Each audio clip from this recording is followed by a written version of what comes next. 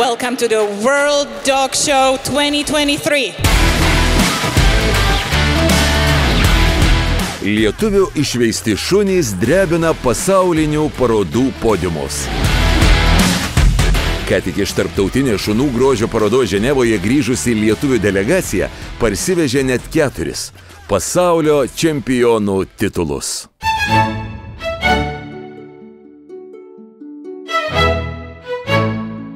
Mūsų pasiekimai tauro veislyno yra iš tikrųjų šitam pasaulio čempionatui yra stulbinantis, netgi pranoko pačius save.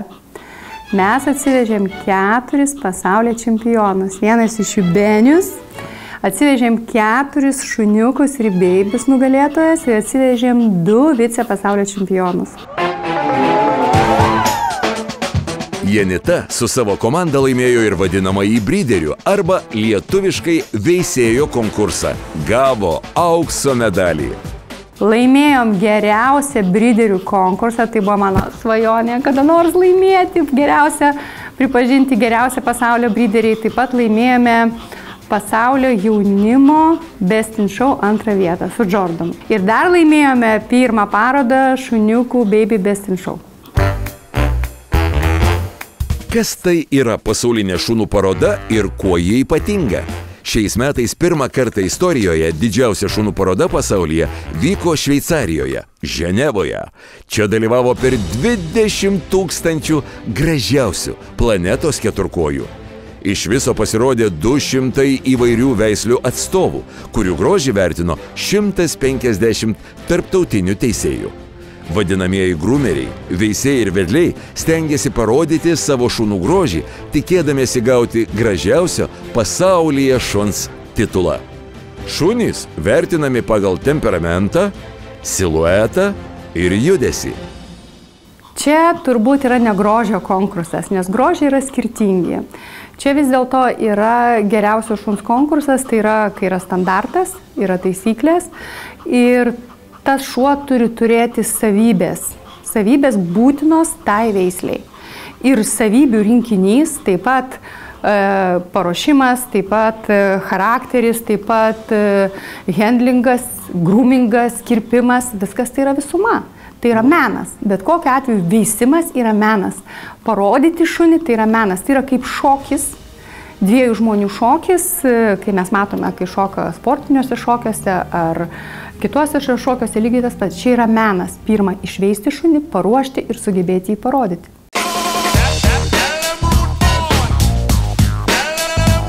Ši Ženevoje vykusi paroda sutraukė 100 000, o gal net milijonus žiūrovų visame pasaulyje, kurie gražiausius šunis galėjo stebėti ne tik gyvai, bet ir per kompiuterius ar televizorius. Pasaulio paroda bet kokiu atveju yra pats didžiausias renginys pasaulyje, kur suskrenda iš viso pasaulio šunys, iš Azijos, iš Amerikos, iš Europos, iš visų pasaulio šalių. Ir yra be galo didelė konkurencija. Pavyzdžiui, Pomeranų špicose dalyvavo 220 šunų. Ir vienu metu vyksta 3 ringai. Tai va, tai įvertinant pasaulio čempionatą, kas darėsi tą dieną, kai statėsi mūsų ir Maltos bišonai, ir Garbanoto bišonai, ir Pomeranio špicai, nes tai buvo vieną dieną. Vos tik Janita Januškauskaitė Plungė su komanda pradėjo dalyvauti šioje parodoje, netikėtai susidūrė su didžiuliu iššūkiu. Iš Lietuvos atkeliavę šunys į ringą turėjo eiti vienu metu. Vienu metu vyko 5 ringai. Tai buvo tiek įtampos, tiek emocijų, nes mes neturėjom tech handlerių. Netgi aš pasėmiau pavadį ir jaunimo klasį išbėgau aš, nes tiesiog nebuvo kam statyti šunų. Nes vienas ringas užsitęsė, kitas ringas anksčiau prasidėjo ir prasidėjo tokia pakankamai didelė sumaištis. Tai va, tai šiame pasaulio čempionate vienu metu statėsi mūsų 5 ringai, 5 šunis. Tačiau laiku parodyti visus šunis pavyko. Pavyko su kaupu. Man kai veisėjų, kas yra dar labai svarbu, kad Pomeranio špicai, jeigu tai yra kalė ir patinas pasaulio čempionai, jaunimo kalė ir jaunimo patinas pasaulio čempionai, tai mes atsivežėme 3 pasaulio čempionus. Tai yra Benius, kuris apėjo visus ir tapo BioB ir atrinktas netgi savo grupiai 6. Toliau Jordanas iš Kanados, jis jaunimo čempionas, o mūsų išveista kalė Tauro Vespa tapo jaunimo čempionė ir laimėjo bosą. Tai reiškia, tos veislės atstovas geriausia kalė. Pasaulinėse parodose vieno šuns pasirodymas trunka iki minutės. Gali trukti ir vos 20 sekundžių. Įsivaizduokite, pusę metų ruošiatės parodyti savo šunį, jį treniruojate, o atėjus lemiamam momentui viską nulėmė sekundės. Visas pasiruošimas vyksta pusę metų, kol tu turi ir kailį įsiauginti, tu turi ir paruošti, o jeigu tai yra tokios varžybos, kai rimtos, tas šuo jau turi būti paruoštas. Pavyzdžiui, kai Benius, jis yra jau 5 metai, jis yra pravažiavęs, nežinau, gal 40 pasaulio šalių, jisai žino, kad jisai atsistoja ringą, jisai žino, kaip elgtis, jisai žino, kada sustoti, kada žiūrėti, kada pajudinti kokią koją, kada pajudinti uodegą, jisai viską žino. Tai pasiruošimas vyksta žymiai anksčiau, nuo gimimo. Na, o svarbiausia žmogus finalinėme pasirodyme tai vadinamasis hendleris. Lietuviškai šuns vedlys, kuris ringe atskleidžia geriausias šuns savybes. Hendlerio darbas turbūt šiai dienai tai yra rasti kalbą su tuo šunim, sušokti tą šokį ir iš tikrųjų parodyti ne šokį, o tas geriausias šuns savybės išryškinti. Aš didžiuojuosi, kad mes turim galimybę su hendleriais dirbti iš Tailando, su Obu, mes dirbam su juo tikrai daug. Atrodo, kad jisai susilieja su tuo šunim. Tiesiog atrodo, jis kvėpuoja tuo šunimi ir jie vien su kitu yra viena bendra. Tai yra iš tikrųjų, tai yra didžiulis menas, netgi sakyčiau, kad tai yra Dievo dovana sugebėti tai parodyti šunis. Štai Pomeranijos špicas Benius dabar savo atsipalaidavęs voliojasi Janitos glėbyje tapęs pasaulio čempionu. Bet tai kiek jam reikėjo iki tol nuveikti? Galėtumėt pasakyti, kiek kainuoja išauginti čempioną? Benius kainavo labai daug, nes jisai apkeliavęs į Ameriką turbūt kokius 3 kartus. Jisai Europos čempionas pasaulyje, jis buvęs Izraelyje, jis buvęs 20 pasaulio šalių ir Portugalijos čempionas, jis labai daug yra. Aš neskaičiuoju iš tikrųjų, kiek jisai kainuoja, kiek man tas kainavo, nes turbūt darome dėl savęs, dėl savo malonumo, dėl veislės, dėl to noro laimėti, noro kariauti būtent ringose, laimėti ir ta jėga, jinai turbūt varomoji jėga yra. Tačiau ką reikia daryti, kad su savo šuniu taptum pasaulio čempionu? Janita teigia, kad svarbiausia svajoti. Svajoti ir nesustoti.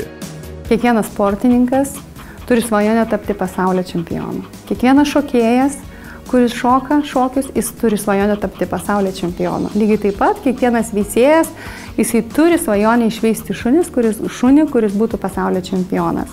O faktas, ko reikia? Gero genofondo, reikia daug dirbti, reikia suprasti apie veislę, reikia suprasti trūkumus, reikia suprasti privalumus, reikia mokėti gimstant šuniukam pasirinkti, mokėti ir paleisti, jeigu nesiseka, nes sėkmė tai yra, šiandien matome mes aisbergo viršūnę, kuri yra nuostabi ir ten yra pasaulio čempionai, tačiau po to viršūnė yra be galo daug darbo. Na ir dar vienas toks svarbus reikalas, norint tapti geriausiu pasaulyje. Reikia dirbti. Šuniui neužtenka tik treniruočių. Labai svarbu, ką šuo valgo, kur miega, kaip prižiūrimas jo kailis, kokios priemonės naudojamos, kaip jis leidžia laisvalaikį. Kad jie būtų pačios geriausios kondicijos, mes sukūrėm jiem visą mitybos grandinę ir visą priežiūros grandinę. Ir supratom aiškiai, kad 80%, kad šuo būtų geros kondicijos, kad jisai būtų gero kailio, teisingai raumenų įsisavinimas, užauginimas, reikalinga speciali mityba. O mitybos lygiai taip pat ne vien užtenka, nes grožiui reikia gražių plaukų, reikia teisingos priežiūros ir kai pamatėme, kad pasaulyje vis dėlto trūksta natūralios, teisingai veikiančios kosmetikos, mes sakėm, mes savo šunim sukursim. Mūsų šunis nusipelnė turėti sveikiausią, geriausią kosmetiką. Ir ėmėmės su technologais, pradėjom kurti produktus ir sukūrėm natūralią kosmetiką, kuri maitina kailį, odą, kuri neleidžia lūžinėti, kuri skatina folikulus, skatina plaukų augimą, nes grožiui reikalingi plaukai. Taip, dabar daug kas gali Janitai pavydėti sukurto šunų grožio industrijos. Tačiau viskas prasideda, kaip jau sakė Janita, nuo svajonės. Svajojo Janita, kad kada nors taps ir pasaulinių parodų rėmėjų. Ir pavyko. Pirmą kartą Lietuvos kompanija rėmė pasaulio čempionatą ir mes be galo to didžiavomės. Nes mums atėjo labai daug kinologų iš įvairių šalių, bendravo, kalbėjo, sako, jūs šaunuoliai, kas jūs tokie, Lietuva, tokia maža šalis, jūs tiek daug padarėte, dar niekas nebuvo tiek padaręs. Taip pat galiu pasidžiaugti ir mūsų šunų pasiekimais, nes tas jausmas, kai tavo šuo laimi, atrodo, ir kai iškyla trispalvė ant ekrano ir tai yra Lietuva ir sako, Lithuania, ir tai yra tavo šuo, mes, žinokit, verkiam tenai grupiniais.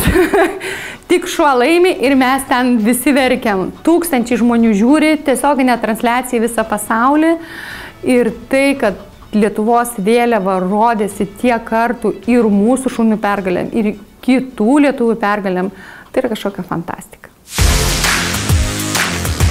Pirmą kartą Lietuvos istorijoje lietuvių kompanija tapo pasaulinės šunų parodos rėmėjų.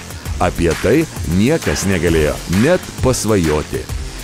Su visa komanda metus laiko dirbame būtent kurdami suvenyrus, kurdami dovanas būtent dalyviam. Tai nėra sponsoriavimas, vien tik pinigų atidavimas, tai yra visos atributikos sukūrimas, tai yra visos salės apipavidalinimas, tai yra reklaminės medžiagos visas padarimas, tai yra stendas, tai yra daug niuansų. Ir visus metus mes dirbome, kiekvieną savaitę mes susitikinėdavom ir spręsdavom, ką sakysim, kur sakysim, kaip darysim, kaip reaguosime. Bet kokiu atveju mums tai buvo be galo didelis iššūkis. Mes pirmą kartą dalyvavom tokiam dideliam projekte. Daug dalykų mes nežinojome, kaip tą reikia daryti, bet mes buvom drąsūs, mes tiesiog klausėme, o kaip tą daryti, o kaip tą daryti. Ir mūsų tas komandos užsidegimas, tas tikėjimas, tas noras padaryti kitaip, jisai buvo tiesiog nuostabu. Toks lietuvių triumfas pasaulinėje šunų parodoje reiškia pasaulinį pripažinimą, kuris ateina ne tik tada, kai sekasi, bet tada, kai dirbama iš širdies.